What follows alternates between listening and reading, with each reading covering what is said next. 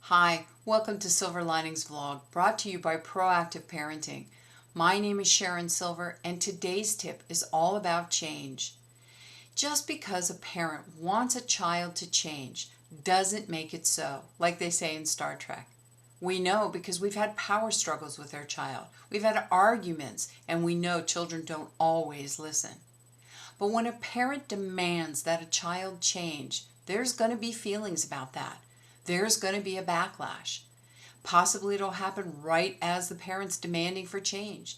Maybe it'll happen a few minutes later. Maybe it'll happen while the child is playing with a sibling and picks a fight, or a power struggle the next day.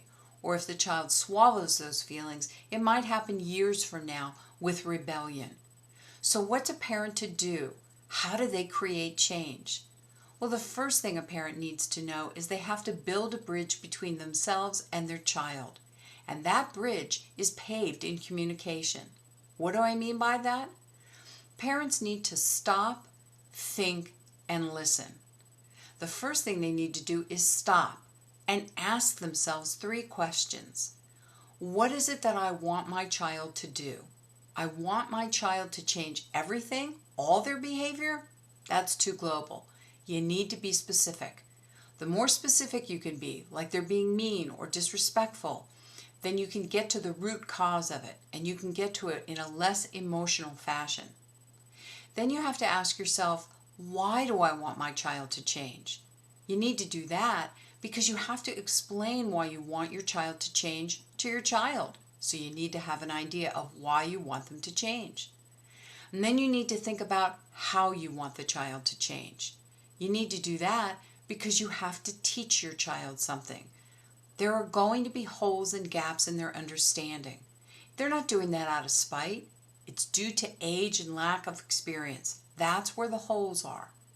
When you begin to see a child through a child's perspective, then all of a sudden you understand they're just young, and now your empathy and your compassion and your love can show up.